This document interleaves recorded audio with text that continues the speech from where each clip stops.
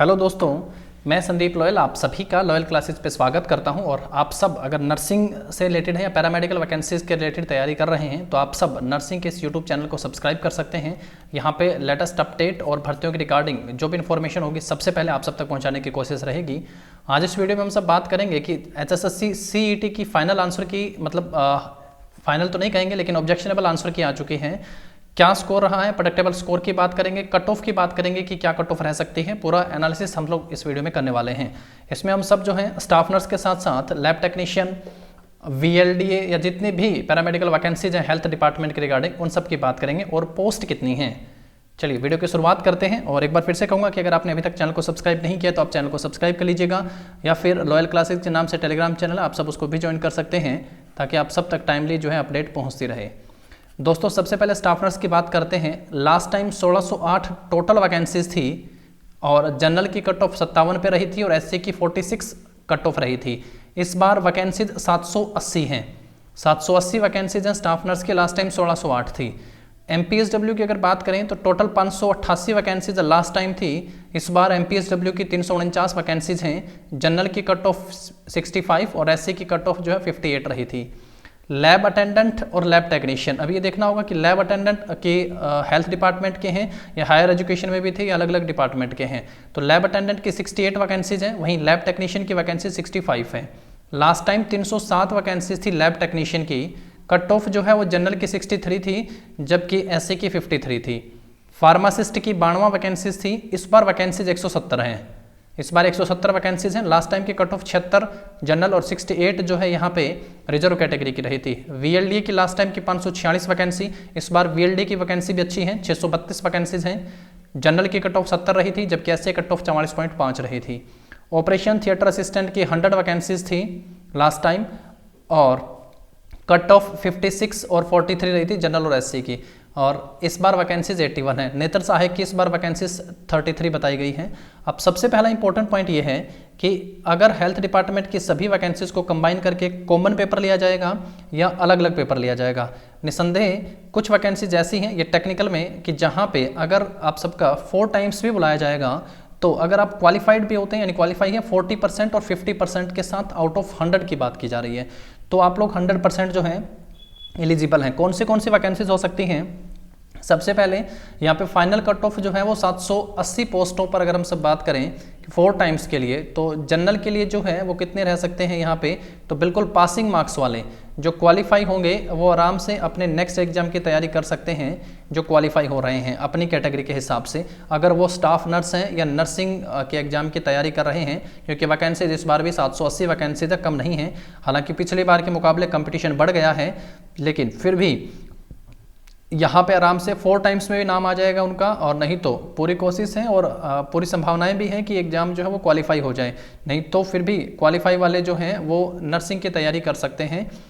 साथ में हम सब वीडियो में बात करेंगे यहाँ पे कि क्या पैटर्न रहने वाला है। MPSW जो है वो 349 वैकेंसीज हैं। यहाँ 65 और 58 पे कट ऑफ लगी थी, तो यहाँ भी आराम से 4 टाइम्स में क्वालिफाई वाले आ जाएंगे। 4 टाइम्स के जो कि 4 गुना भी अगर बुलाया जाएगा तो क्वालिफाई आराम से हो जाएगा। सेम लैब टेक्नीशियन में इस बार वैकेंसीज कम है। पिछली बार 307 वैकेंसीज थी, लैब टेक्नीशियन में 65 वैकेंसीज हैं। तो यहाँ पे हो सकता है कि थोड़ा बहुत ऊपर नीचे रहे। रिजर्व कैटेगरी की बात करें तो वो रेशियो जो है यहाँ पे आपका 45 से 55 रह सकता है। जनरल और रिजर्व में 45% पे मान लीजिए और जनरल में आप 55 के आसपास मान लीजिएगा, क्योंकि वैकेंसीज कम है। लैब टेक्नीशियन की 65 वैकेंसीज हैं इस बार। फार्मासिस्ट की 170 वैकेंसीज है। लास्ट टाइम से काफ़ी ज़्यादा वैकेंसीज हैं इस बार। लेकिन अगर फार्मासिस्ट का पेपर, ये मैं तब बता रहा हूँ अगर इन सब का अलग अलग पेपर होता है, तो बिना डाउट के साथ कह सकता हूँ कि अगर इन सभी वैकेंसीज के लिए एक ही पेपर होता है और 8000 के करीबन यहाँ पे कैंडिडेट बुलाए जाएंगे, प्लस ही होगा, 8000 से ज़्यादा ही हो सकता है, मैं एक आधी वैकेंसी यहाँ से स्किप कर गया हूँ, तो सभी जो क्वालिफाई हो रहे हैं अपनी रेस्पेक्टेड कैटेगरी में वो सभी सेकेंड एग्जाम दे पाएंगे।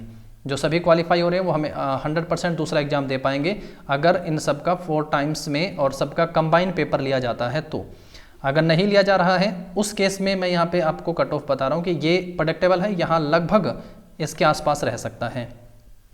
फार्मासिस्ट में अगर जनरल कैटेगरी की बात करें हम सब फार्मासिस्ट में, तो मुझे लगता है कि 60 के आसपास जो है अगर जनरल में हैं तो उनका नंबर सेकंड एग्जाम के लिए आ सकता है। और दूसरा, अगर रिजर्व कैटेगरी की बात करें हम सब यहाँ से, तो रिजर्व कैटेगरी में ये आंकड़ा जो है वही सेम 50 के आसपास रह सकता है सभी प्रकार के रिजर्व कैटेगरी में।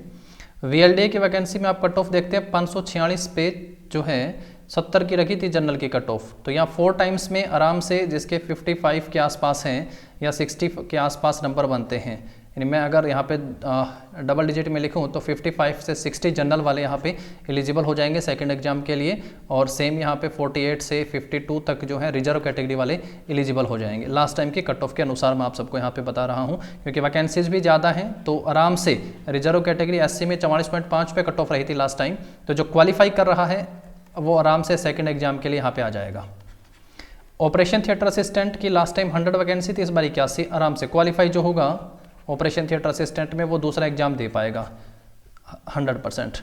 यहाँ पे जो है ये 4 गुना बुलाएगा, तो बिल्कुल सभी कैटेगरी को इकट्ठा करके अगर एक ही पेपर लिया जा रहा है, क्योंकि हेल्थ डिपार्टमेंट से रिलेटेड अगर ये क्वेश्चन पूछते हैं और इनका अगर इकट्ठा पेपर है तो ये भी बिल्कुल सभी क्वालिफाई जो होंगे वो दूसरा पेपर दे पाएंगे। नहीं तो अनुमानित है ये, लगभग मैं बात कर रहा हूँ 2, 4, 5 नंबर ऊपर नीचे हो सकता है यहाँ से, नहीं तो यहाँ इन सब का पूरे चांसेस हैं कि वो सेकंड एग्जाम दे पाएँ। और मैं तो ये कहूँगा जो नर्सिंग वाले हैं या जो पैरामेडिकल वाले हैं कि वो अपने सेकंड एग्जाम की तैयारी जरूर कर दें, सेकंड एग्जाम की तैयारी जरूर कर दें। अगर वो क्वालिफाई भी हो रहे हैं तो कुछ नहीं कह सकते, अभी तक क्वालिफाई का ही है कि क्या पता क्वालिफाई हो जाए एग्जाम। नहीं तो अगर जो पैटर्न आप सबका रहेगा, पैटर्न कि कैसे पैटर्न रह सकता है, पैटर्न में वो सेम है। हरियाणा जीके जो है दोस्तों वो 25% हरियाणा जीके का वेटेज यहाँ पे रहने वाला है, 25% हरियाणा जीके। आप मिनिमम मान के चलिएगा कि 30% तो आपको सब्जेक्ट एलिमेंट यहाँ से पूछे ही जाएंगे, आपके सब्जेक्ट के क्वेश्चन जो है वो आपसे पूछे जाएंगे, 30% मिनिमम है यहाँ पे। उसके अलावा बाकी जो सब्जेक्ट हमारे बच गए हैं, जिसमें हिंदी है, इंग्लिश है, मैथ्स है, रीजनिंग है, कंप्यूटर हो गया है, साइंस हो गया है, वो सेम जैसे HSSC पैटर्न लेता था उसी हिसाब से वो 5-5, 4-4 क्वेश्चन यहाँ पे इन सब्जेक्ट की भी आपको देखने को मिल सकते हैं। पर हरियाणा जी के 25% है, आप इसको बिल्कुल ढीले में लेके नहीं चल सकते। आप ऐसा नहीं कह सकते कि ये बहुत आती है। इस बार CET के एग्जाम में आप सब देख सकते हो कि 25 क्वेश्चन में से 10 क्वेश्चन बहुत आसान थे, 15 लेना भी कोई बहुत मुश्किल नहीं था, लेकिन 20+ लेके आना अच्छी बात थी, तैयारी उसकी आप कह सकते हैं। और ऐसे बहुत कम कैंडिडेट हैं, तो आप तैयारी को अच्छा करिएगा, लगातार पढ़ते रहिएगा, कट ऑफ चाहे कुछ भी रहे, लेकिन आपको अपनी तैयारी रखनी है, वो तैयारी आपके काम आएगी, आपकी पढ़ाई वेस्ट नहीं जाएगी, आपको लगातार तैयारी करते रहना है। तो आप सभी को शुभकामनाएं, थैंक यू।